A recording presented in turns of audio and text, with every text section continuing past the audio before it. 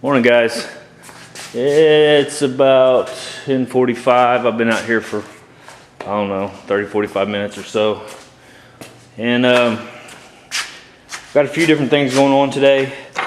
You can see here, this is my old hinge. Well, I made a little spacer, kind of a hack job, but whatever, it's just a spacer. And what it's gonna do is go in here like this. Actually, it's gonna go in there like that. And just space that out 1/8 of an inch or so. Because what I got, I know there's different ways to do this, but this is a quicker way for me. Like I said, I'll fix this when I take the door back off, do all that right. But basically what I have is cleaned up that hinge and everything.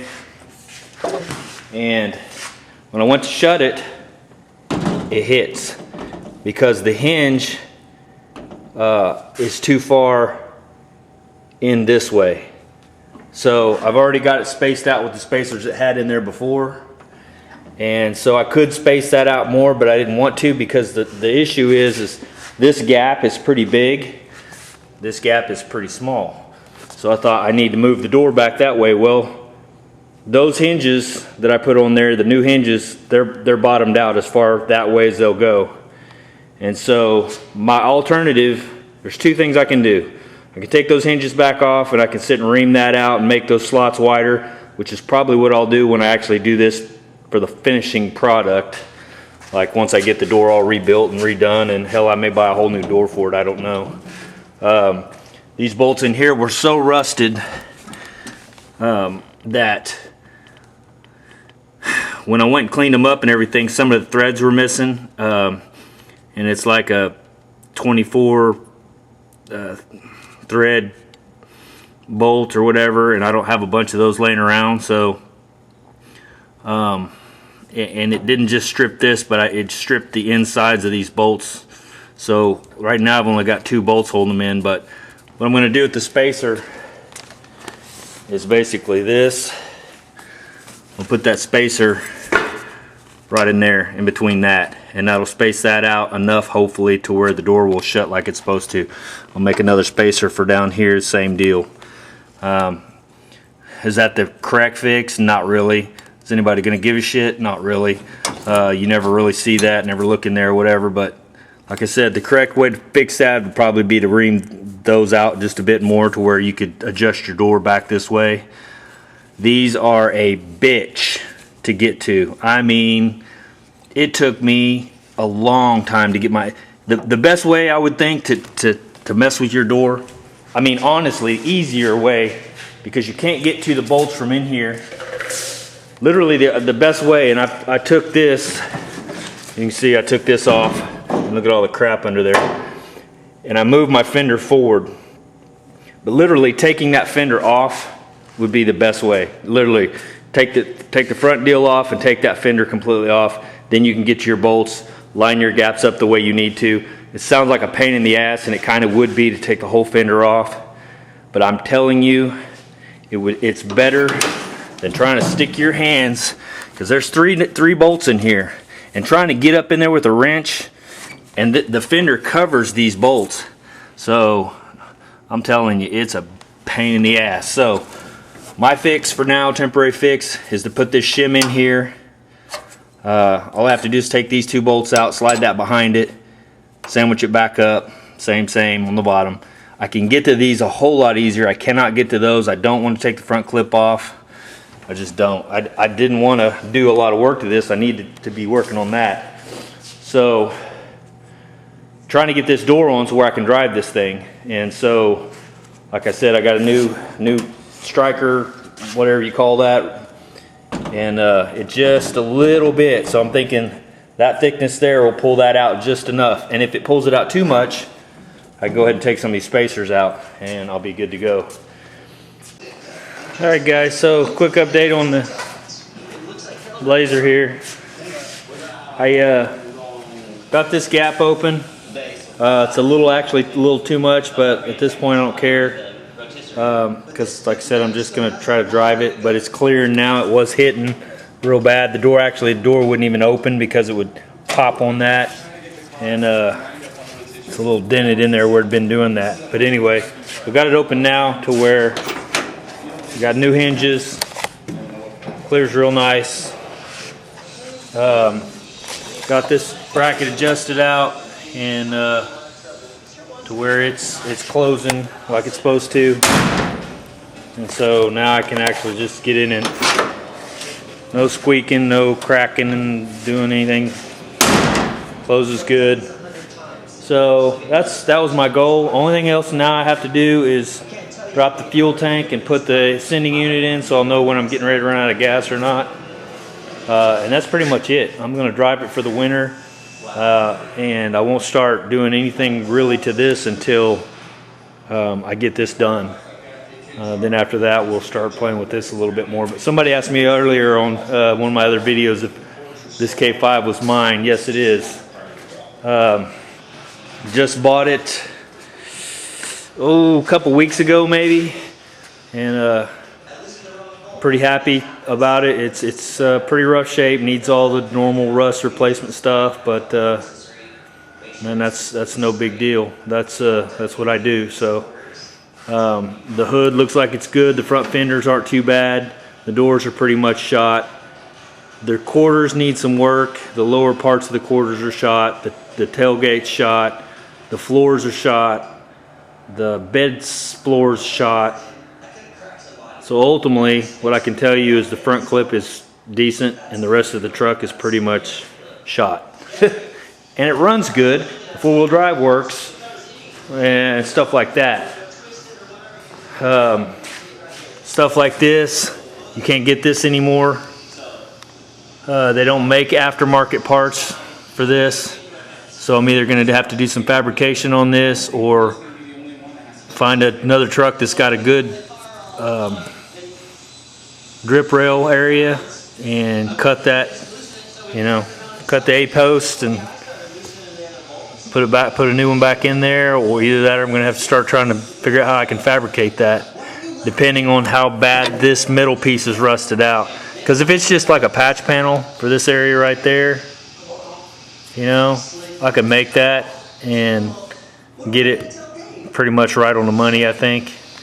But I don't want to try to make that whole thing all the way across there, which this may not be that bad. And the only way I'm going to be able to tell is when I start taking the interior part out and looking, because yeah, it's obviously got holes rusting through. So other than that, yeah, I love it. I've been hit back there by something, I don't know what.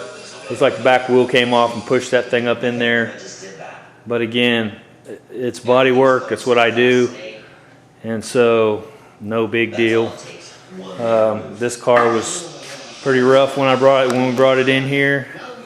They make all these replacement panels for everything. So, it's got brand new quarters on the back, new outer fender wheels. I reworked the rockers. Trunk reworked, lid, all this is new. Put new guttering around here, it's brand new. Worked this back panel out, split these, made all the gaps, 3/16 gaps all the way around, 3/16 door gaps all the way around. Split all these panels, made that happen. I'm getting ready to do this for the guys that don't know what all I've done on it. Getting ready to make these gaps 3/16 door gaps. Put that deal in. Same deal on this. Split this panel all the way down. Videos on it if anybody wants to see it. Made these gaps 3/16. That door needs to be shut a little bit more, but same with this one. Worked out a pretty nice dent through here. Split this.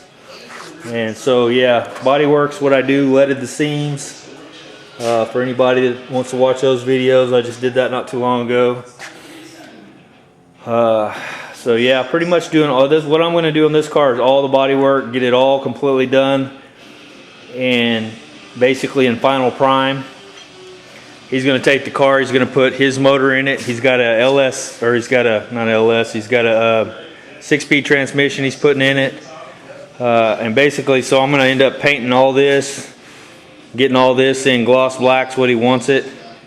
And then he'll come back in after that, put his motor in, do all that kind of stuff. And then I'll get the car back and finish blocks, doing the finished block sanding.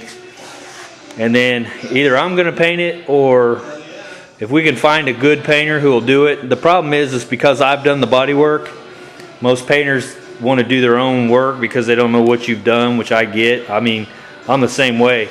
I've had people say, hey, this car is done, it's ready, you know, it's in final primer, all it needs to be is shot. And I'm like, nope, not going to happen, because I know what kind of shitty quality people do on their work. And if they cut corners at all, when you spray the paint on it, it comes back because the paint, you know, shot off. Well, it's not really the painter's fault, it's the body man's fault. And as you guys know, body work is it. I don't care how good a painter you are. If you did shitty body work, your car's going to look like shit.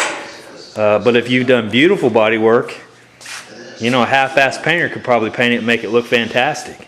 So that's what it's all about, is how straight you get it, how flat, smooth, your transitions, your body lines, how everything's lined up. You know, all these lines through here, are they nice and crisp? How do your door gaps fit at the bottom? How do they fit in the sides? I mean, that's what you're looking for. That separates the men from the boys, is what I'm going to say. It's that quality work that you put into it, and that's what I'm about. I've had this car for quite a while, probably over a year now, and you know, I mean, there's a lot of guys out there could have done a lot faster, but I can promise you there's no one out there for the price that would even come close to doing the quality of work that I've done on this car. And I'm telling you, I put a lot of love into this car, just like it was my own. So everything is done to the hilt. Stripped before these were put on, I stripped this down to bare metal. I've got videos on that. Epoxy primed everything all the way up inside the frame. So I mean, you're not going to get any better than that. Everything's been seam sealed underneath. All my welds from the back have been seam sealed. The welds from putting patch panels in here, I've run tubes up and shot the internal frame coating all up inside the rocker panels. I mean, way above and beyond what anybody else is ever going to do. But again, this is my work. It's going to have my signature on it. When he takes this to car shows, they're going to say, "Man, who did the body work?" And he's going to say, "Oh, this guy named Roger did it." You know, and it's so. For me, I want it to be amazing. You know what I mean? So, so any of you guys are new to the channel, that's kind of my theory. That's my philosophy on doing the work. And a lot of people think I go overboard, and I'm you know, it's just too much. But to me, it's not. It's the journey for me. You know, I always say that in life, it's not the final destination, but it's the journey that counts. And it's kind of the same on this car for me, because, or anything that I'm doing, this truck, anything. I enjoy taking something that's beat to shit and making it beautiful. And saying, this is, you know, here's before and here's after. This is amazing. You know, I took this bent up metal and put it back straight and made it look like brand new. Or better than brand new, you know, with the 3/16 gaps and the whole deal.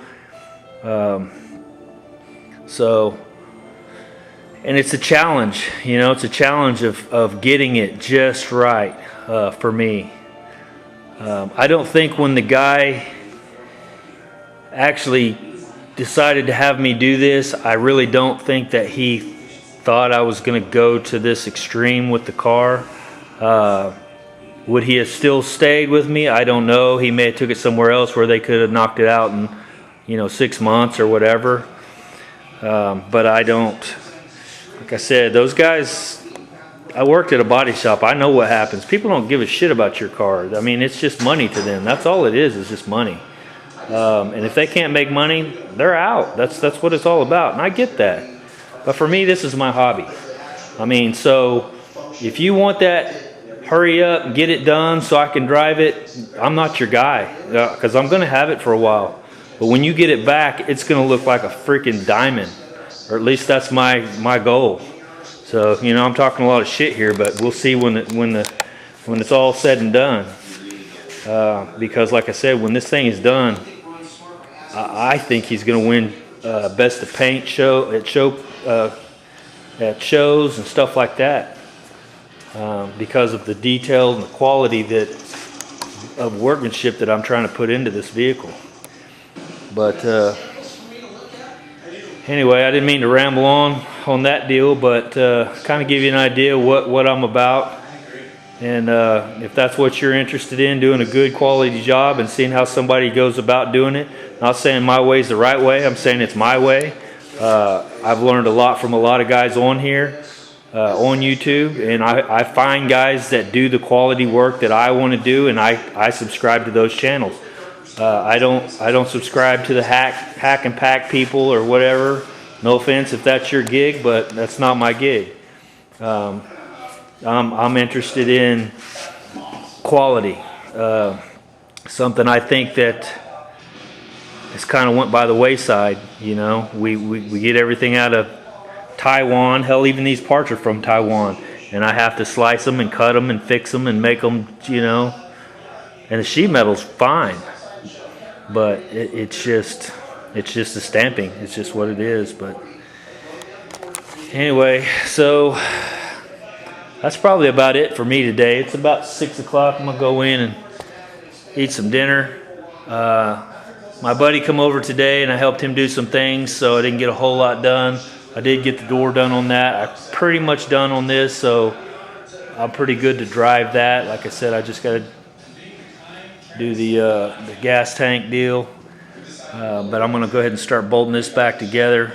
I really want to put that in some kind of epoxy primer so it doesn't sit there and start getting rusty. And I haven't decided whether I want to strip the whole firewall and do it all at once while I'm doing it, or if I want to just shoot that little piece right there and go on and get my bodywork, metalwork done. But I'll figure it out. But anyway, I appreciate you guys. Again, the new subscribers, thank you. And 265 Chevy, who got me started. I had like 5 subscribers. He found me, shot out a shout out for me, and Hanson, I appreciate that, man. You're the one that got me started, and I went up over 100, 200 subscribers pretty quick, and then it kind of leveled out, and then from there I've trickled them in here and there, and then like I said, VW Darren shot me out a shout out, and I picked up quite a few new subscribers, so pretty excited about that. And like I said, I learned from you guys. If you guys have a channel, because everybody that subscribes to me, I check you guys out. If you don't have any videos or any channels, I'm probably not going to subscribe to you, and I hope that doesn't offend you. But ultimately, you know, there's nothing for me to watch on your channel. So if you have a video camera and you record what you do and you're good at what you do, I'm probably going to watch. Or if you're new at what you do and you want help, and you know, I'll give you any information I can give you to help you out in any way I can. But you have to take the time to make the videos, because if you just subscribe and watch, that's fantastic. I appreciate that. But what I'm saying is I'm not going to subscribe back to you unless you have some content on your channel that basically, you know, something for me to watch as well, to talk to you, to comment on, to you know, stuff like that. So I think that's probably pretty universal. But just kind of letting you know where I'm at with it. There's a lot of guys that are just getting started and they haven't got their video camera set up yet and stuff like that. And so, you know, that's just one step at a time. My camera's pretty crappy. I need to get a new one. And you know, the more subscribers I get, the more I think I need to get a better camera. That way my videos come in clear. So, but anyway, thank you guys again, and I'll talk to you probably tomorrow. All right, have a good evening. See you.